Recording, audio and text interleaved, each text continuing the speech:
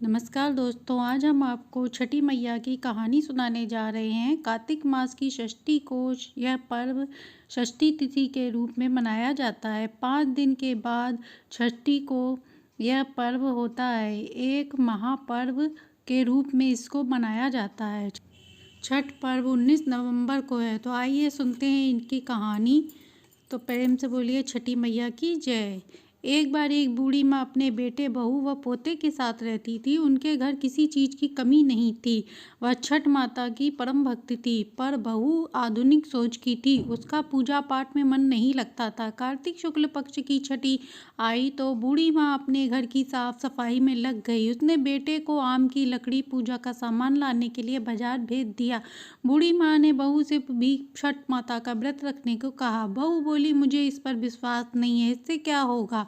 तब बूढ़ी माँ उसे समझाती है, कहानी सुनाती है। बेटा, बहुत समय की बात है, एक राजा थे प्रियव्रत नाम के। उनके पिता का नाम मनुप्रिय था। वह सदाचारी व धार्मिक थे।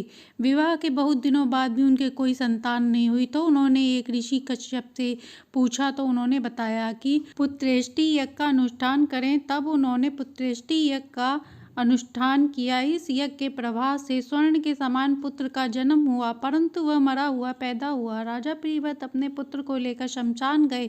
वहां जाकर पुत्र को गले लगाकर बिलख बिलख कर रोने लगे। इतने में एक दिव्य विमान आया। उस विमान पर एक परम सुंदरी, मन को मोह लेने वाली राजा प्रियव्रत ने उसको देखा। उस देवी को देख राजा ने बालक को भूमि पर रख दिया। बड़े आदर के साथ उनकी स्तुति की। वह देवी स्कंद भगवान की पत्नी षष्ठी देवी थी। उन्हें देख राजा ने पूछा, हे देवी, तुम कौन हो। राजा की बात सुन देवी ने कहा, भगवती, मूल प्रकृति के छठे अंश से प्रकट होकर मैं देवी षष्ठी हूँ।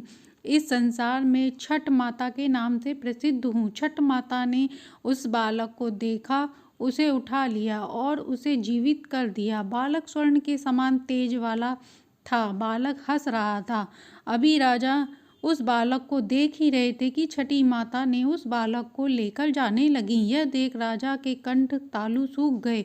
उन्होंने माता की स्तुति की। तब माता ने प्रसन्न होकर माता ने कहा, तुम जल, वायु, सूर्य और मेरी स्तुति कर, तुम वह समस्त संसार वर्ष भर निरोगी रहेगा, दीर्घायु को प्राप्त होंगे। तब राजा ने सूर्य, जलवायु, उष्ण, छठ माता का व्रत किया। छठ माता ने प्रसन्न होकर उन्हें पुत्र दे दिया।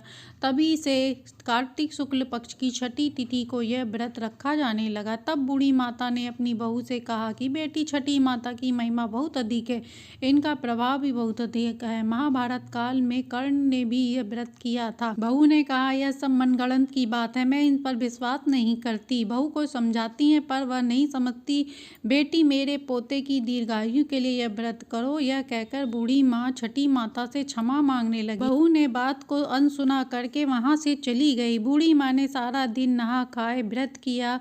पूरा दिन मौज मस्ती में बहू ने बिताया। अगले दिन कार्तिक मास की पंचमी तिथि आई, यानी दूसरा दिन, जिसे खरना कहते हैं। बूढ़ी माँ ने बहू को खीर का प्रसाद दिया तो बहू बोली, माँ, इतना निर्जला कठिन व्रत क्यों कर रही हो। यह सुनकर बूढ़ी माँ ने फिर छठी माता की महिमा बताने लगी, पर बहू अपने कमरे में जाकर सो गई। अगले दिन छठी थी।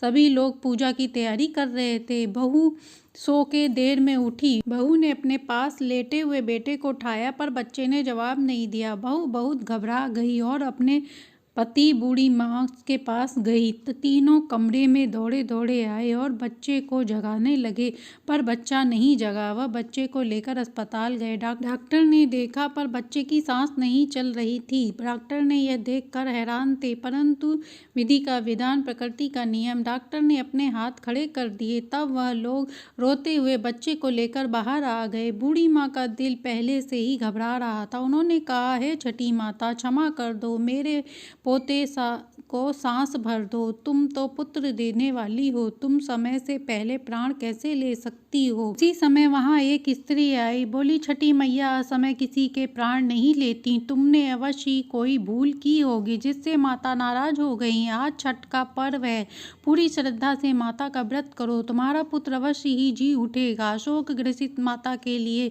न जाने कहां से आई यह औरत और बहू के अंदर श्रद्धा का संचार भर गई। बहू ने छठी छठी माता को आंख बंद करके याद किया और विधि विधान से व्रत करने का संकल्प लिया। जैसे ही बहू ने आंखें खोली तो उसका बच्चा हंस रहा था। सभी आश्चर्यचकित रह गए। बहू ने उस औरत को धन्यवाद करने के लिए उस औरत की तरफ सिर घुमाया, पर वहां कोई नहीं था। वह समझ गई कि वह साक्षात छठ माता ही थी। दूसरे दिन बहू ने बूढ़ी माँ के साथ पूजा की, सूर्य भगवान को अर्घ्य दिया। हे छठी माता, जैसे आपने उस बूढ़ी औरत के पोते की रक्षा की, वैसे ही सबकी रक्षा करें। जो ये कहानी सुनाए उसके घर में सुख शांति समृद्धि दें। कहानी अच्छी लगी हो तो लाइक एंड सब्सक्राइब करें।